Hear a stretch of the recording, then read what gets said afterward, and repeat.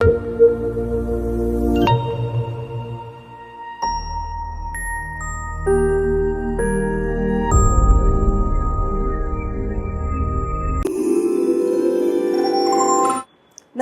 मी अनिता पाध्ये. मायाजाल या सिरीजमध्ये आपलं सर्वांचं स्वागत आहे. ओ.पी. नय्यर यांच्याबद्दल मी मागचा एपिसोड बनवला आणि एपिसोडच्या शेवटी मी सांगितलं होतं की हळूहळू असं झालं की 70च्या दशकाची सुरुवात होण्यापूर्वीच ओ.पी. नय्यर यांचं जे संगीताचं काम होतं ते कमी कमी होत गेलं. त्याच्यामध्ये त्यांचा एक स्वभाव, जो अडेलटट्टू स्वभाव होता, तो एक कारणीभूत ठरला.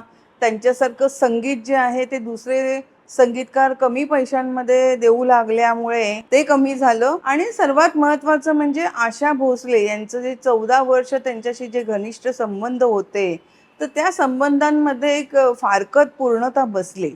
आता त्याचं कारण काय घडलं हे मला नक्की माहिती नाही, मात्र त्याच काळामध्ये आशाबाई यांच्या आयुष्यामध्ये दादा कोंडके आले होते. तो काळ असा होता, कारण मी एकटा जीव जे लिहिलं दादा कोंडकेंचं पुस्तक, त्यामध्ये दादा कोंडकेंनी हा उल्लेख केलेला आहे की ते जेव्हा आशाबाई त्यांच्याशी सारख्या भेटी होत होत्या आशाबाई त्यांना बोलवत असत रेकॉर्डिंगला, सगळीकडे बरोबर घेऊन जात असत. तर त्याच काळामध्ये त्याच्या आधीच नुकतं ओ.पी. नय्यर हे आशाबाईंच्या आयुष्यातून निघून गेले होते. आता त्यांच्या आयुष्यातून निघून जाण्याच्या आधीची मी एक तुम्हाला घटना सांगते, जी शमशाद बेगम यांनी मला स्वतः सांगितलेली आहे. आता त्या हयात नाही आहेत, मात्र मी त्यांच्या जीवनावर सुद्धा एक पुस्तक लिहिलेलं आहे. तर त्यामध्ये त्यांनी उल्लेख केला होता, जेव्हा शमशाद बेगम यांची गाणी कमी व्हायला लागली, म्हणजे गाणी खूप हिट होत होती चित्रपटसृष्टीमध्ये. असं होतं की एखाद्या कलाकाराचे चित्रपट चालायला लागले, एखाद्या गायकाचे चित्रपट, त्याची गाणी चालायला लागली की त्यांना अधिक काम मिळत जातं. मात्र शमशाद बेगम यांच्या बाबतीत असं होत होतं की त्यांची गाणी जशी हिट होत होती तसं त्यांच्या गाण्याची मागणी कमी होऊ लागली होती. आणि HMV जे आहे ते त्यांच्या रेकॉर्ड सुद्धा गाण्याच्या मार्केटमध्ये येऊ देत नसत, आणि त्याच्या पाठी कोण काय होतं हे सगळ्यांना माहिती आहे. तर ह्या सगळ्या गोष्टी असल्यामुळे शमशाद बेगम यांनी स्टेज शो करायला सुरुवात केली होती. त्यांचा पहिला स्टेज शो होता तेव्हा त्यांनी काही चित्रपटसृष्टीमधल्या काही लोकांना, ज्यांच्याशी त्यांचे चांगले संबंध होते गायन क्षेत्रामधल्या, त्यांना निमंत्रित केलं होतं. तर आता आपल्याकडे एक कुठलंही चांगलं कार्य असेल, मग ते एखादा समारंभ असेल, एखाद्या कार्यक्रमाचं ओपनिंग असेल, लग्न कार्य असेल, तेव्हा आपण जेव्हा कोणालाही पत्रिका देतो त्यावेळेला आपण त्याच्यावरती श्री, सौ आणि ज्याला आपल्याला द्यायचं आहे त्याचं नाव आपण लिहितो. तसं शमशाद बेगम यांनी ओ.पी. नय्यर यांना जेव्हा त्यांच्या त्या कार्यक्रमाची निमंत्रण पत्रिका पाठवली, तर त्याच्यामध्ये त्यांनी श्री व सौ ओ.पी. नय्यर असं त्यांनी लिहिलं होतं.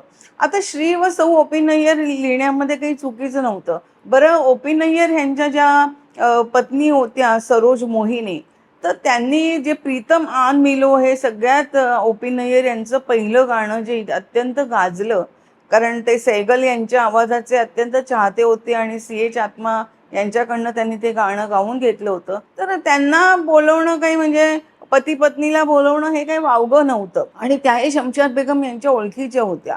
मात्र ओ.पी. नय्यर यांनी त्यांचा जो फटकळ स्वभाव होता, त्या फटकळ स्वभावाने शमशाद बेगम यांना फोन केला आणि त्यांना सांगितलं की बाईजी, तुम्ही हे फार चुकीचं केलं. तुम्ही मला पत्रिका पाठवली, त्याच्यामध्ये तुम्ही मला श्री व सौ ओ.पी. नय्यर असं कसं लिहिलं? तुम्ही माझं नाव लिहायला हवं होतं आणि मग आशा भोसलेचं नाव बरोबर लिहायला हवं. शमशाद बेगम म्हणाल्या की बघा ओ.पी.जी, मी ह्या बाकीच्या संगीतकारांना पण पाठवलं, तर त्यांना मी अशाच पद्धतीचं निमंत्रण पाठवलेलं आहे, तर तुम्हाला त्याच्यामध्ये राग यायचं कारण नाही. मला आशाबाईंना पाठवायचं तर मी त्यांना वेगळी पत्रिका पाठवणार आहे, मात्र तुमच्या पत्रिकेमध्ये मी त्यांचं नाव का लिहू?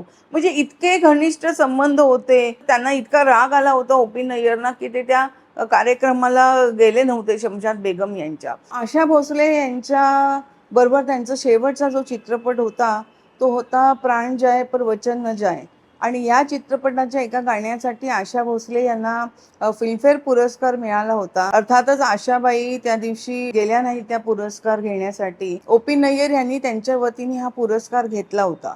मात्र समारंभावरून ते घरी जात असताना, समारंभ संपल्यानंतर त्यांच्याबरोबर S.H. बिहारी होते गीतकार, आणि ते दोघं जण गाडीतनं जात होते आणि एक सुनसानमध्ये जागा आल्यानंतर ओ.पी. नय्यर यांनी काच उघडली याची गाडीची, आणि ती जी ट्रॉफी होती ती रस्त्यावरती फेकून दिली आणि ती एका खांबाला, इलेक्ट्रिकचा जो खांब असतो त्या खांबाला जाऊन ती आदळली आणि त्याचा म्हणजे वरचे काही भाग असा तुटला. तेव्हा त्यांनी बिहारींना सांगितलं होतं की आशा माझ्या आयुष्यातनं गेली कायमची आणि म्हणून मी हे ट्रॉफी आता फेकून देतो आहे. त्याच्यानंतर पुन्हा त्यांनी आशाबाईंबरोबर काम केलं नाही. मात्र त्या सगळ्याचा परिणाम असा झाला की ओ.पी. नय्यर यांना काम मिळणं इंडस्ट्रीमध्ये बंद झालं. त्यांनी नंतरच्या काळामध्ये विराज कौर, त्याच्यानंतर अजून काही गायिकांबरोबर काम करण्याचा प्रयत्न केलं. पीनाज मसानी बरोबर सुद्धा, रुना लैला आली होती, तिच्या बरोबर सुद्धा त्यांनी काम केलं.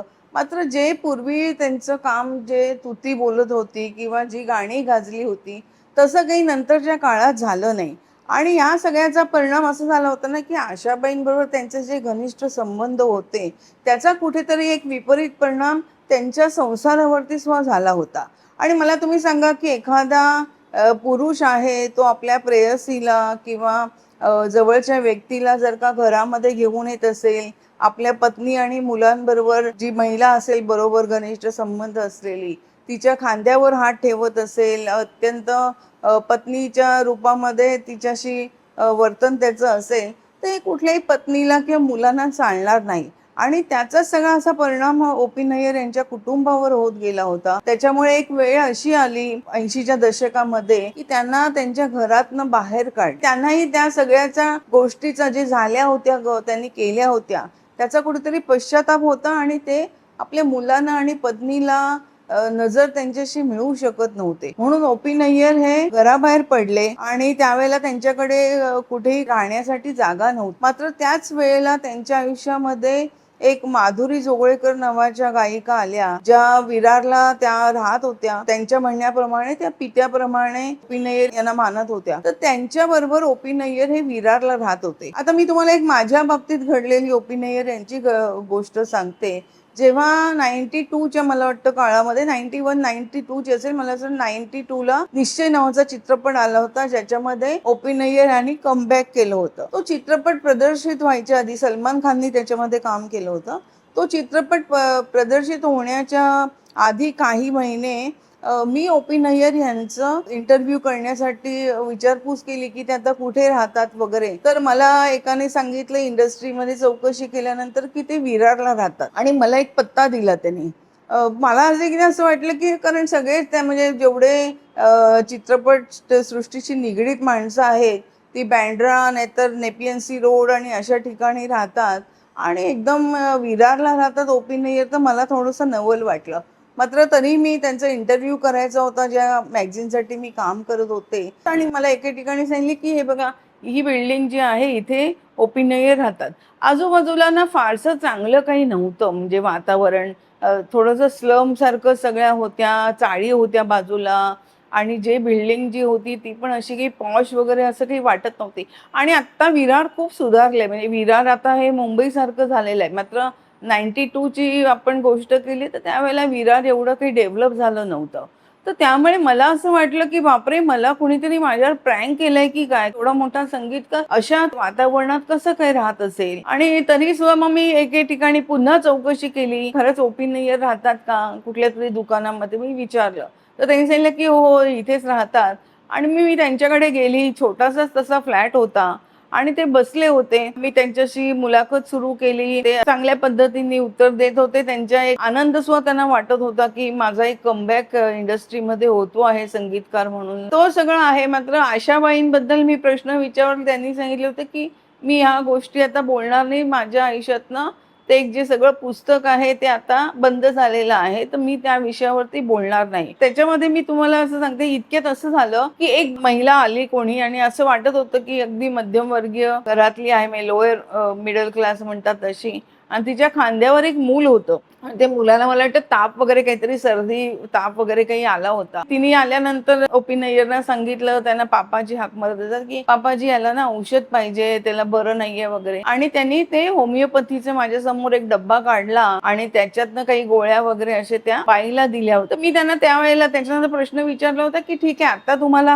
हे काम मिळालं चित्रपट सृष्टीमध्ये संगीतकार म्हणून, पण मधल्या काळामध्ये तुम्ही तसे काही फार म्हणजे नोवेअर जवळजवळ होता, तर त्यावेळेला तुमचा फ्लो जो होता इकॉनॉमिकल तो कसा काय होता? आता जी बाई बघितलीस ना, जी आली होती माझ्याकडे, तर मी होमिओपॅथी औषध देत होतो. त्याच्यावरती उदरनिर्वाह चालत होता. शिवाय माधुरी नोकरी करते, त्याच्यामुळे सुद्धा ती मला व्यवस्थित सांभाळते आणि अभिनय ज्योतिष सुद्धा चांगलं म्हणजे त्यांनी त्याच्यावरती एक प्रावीण्य मिळवलं होतं. तर मी त्याच्यामध्ये पण काम करतो, कोणाला काही सल्ला देतो. याच्यामधनं मला आमदानी होते.